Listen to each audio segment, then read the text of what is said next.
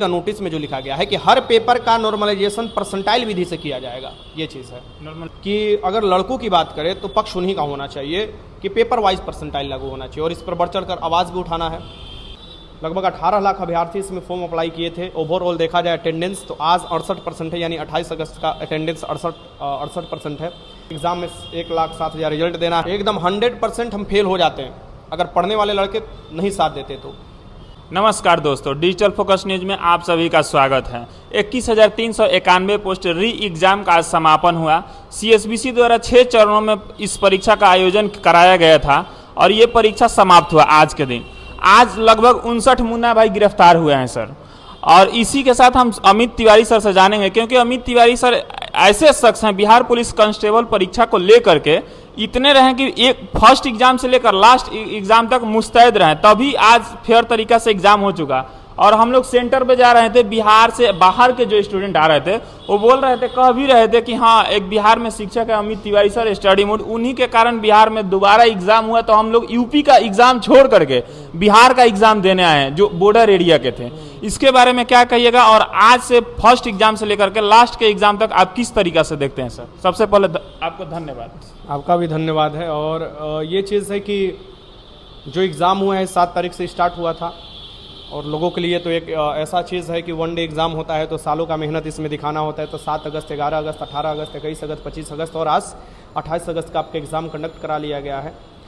लगभग 18 लाख अभ्यर्थी इसमें फॉर्म अप्लाई किए थे। ओवरऑल देखा जाए अटेंडेंस तो आज 68% है, यानी 28 अगस्त का अटेंडेंस 68% है।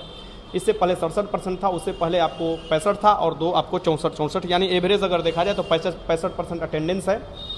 इससे आप अंदाज़ा लगा लीजिए कि 11.5 से 12 लाख लड़के जो है एग्ज़ाम में बैठे हैं और एग्ज़ाम में 1,07,000 रिजल्ट देना है।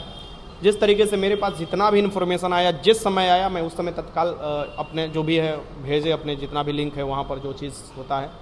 और ऐसा नहीं है कि मैं हर सेंटर पर मुस्तैद सा नहीं, जो स्टूडेंट हैं सच में इस बार पढ़ने वाले स्टूडेंट भी आगे आएँ, वो अपने एग्ज़ाम को सीरियस लिए और हरदम तत्पर रहें। मैंने बोला था पहले भी कि 1000 संख्या भी अगर उठ जाता है बिहार से, और सभी सेंटर से काफ़ी लड़कों को मैंने निर्देश दे रखा था कि अगर सेंटर टाइम से बंद नहीं होता है, सेंटर से अगर कोई भी न्यूज़ आता है तो आप तत्काल इन्फॉर्म कीजिए, और उसके लिए नंबर भी मैंने जारी किया था।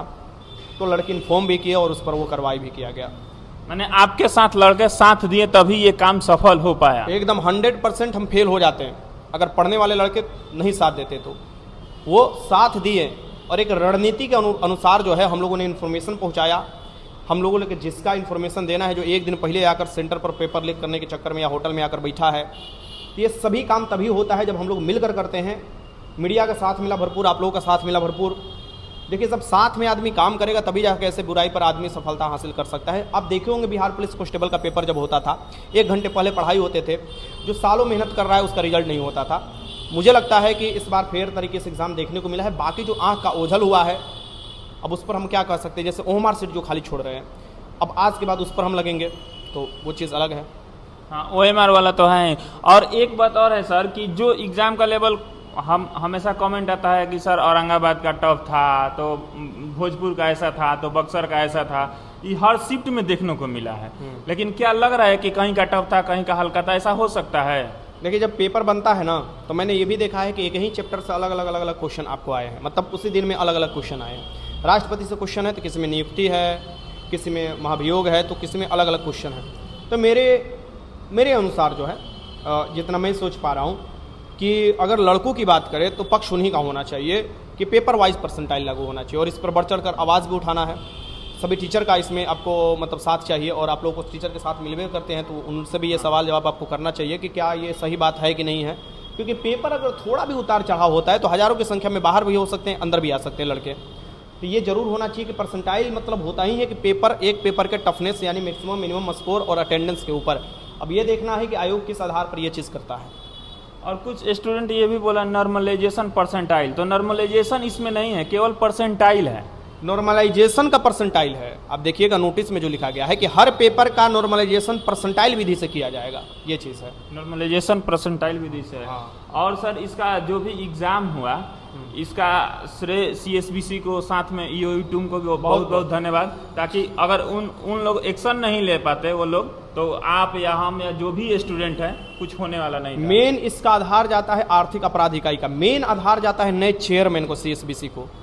जिस तरीके से गाइड किया गया, जिस तरीके से लोगों को बताया गया, उसका मेन यही इनका आधार है कि ये काम होना चाहिए, ठीक। और इस तरीके से अगर फेयर तरीके से एग्जाम होता है तो लोगों में विश्वास आता है, लड़के बढ़ चढ़ कर तैयारी करते हैं और एग्जाम में रिजल्ट भी देते हैं।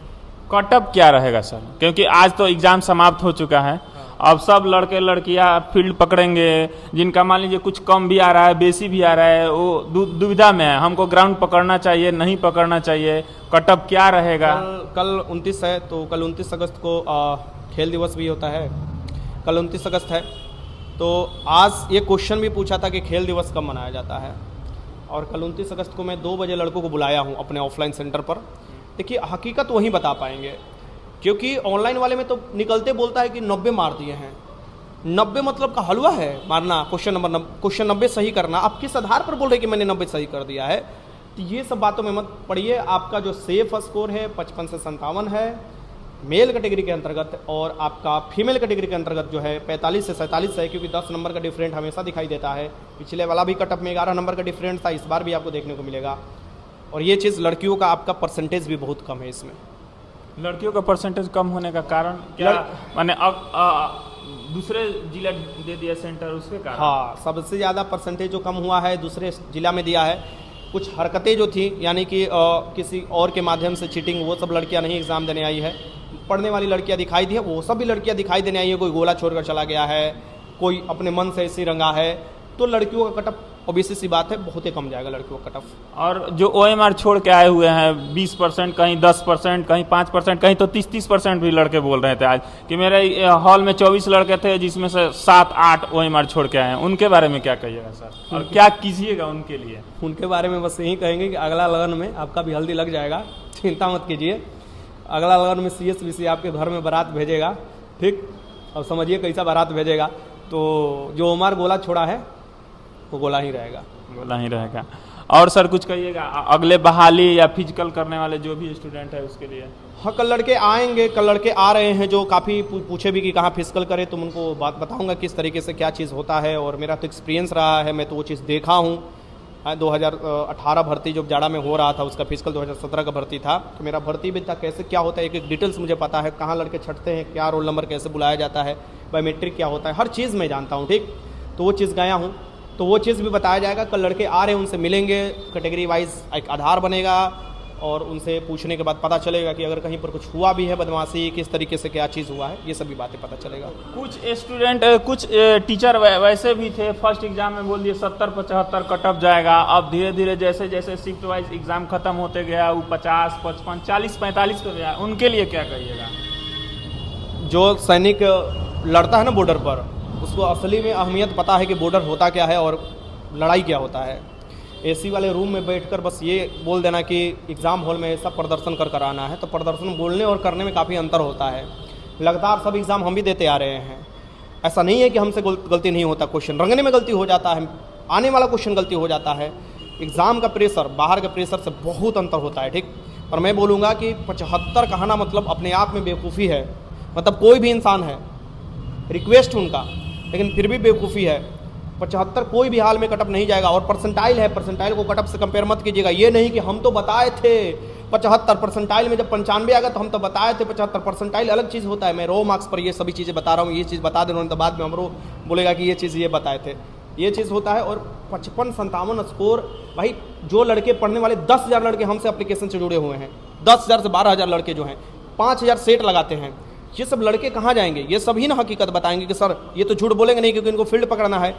तो ये जो बता रहे हैं कि सर 65 आ रहा है, 60 आ रहा है, 57 आ रहा है, 55 आ रहा है, 50 आ रहा है, 50 तक बताए हैं लड़के मेरे जो लड़के हैं कि इतना हमने सही किया है, बाकी तुक्काबाजी किया है।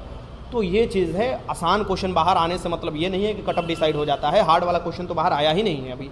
देख रहे थे मेरे साथ अमित तिवारी सर थे, जो बेबाकी से सवालों का जवाब दिए और बिहार पुलिस के लिए तत्पर हैं। आगे भी जो भी बिहार के लिए, स्पेशल बिहार के लिए जो भी भर्ती आएंगी, उनके लिए सदैव छात्र हित में खड़े रहेंगे। इसके लिए मेरे तरफ से और छात्रों की तरफ से बहुत बहुत धन्यवाद सर आपका। धन्यवाद।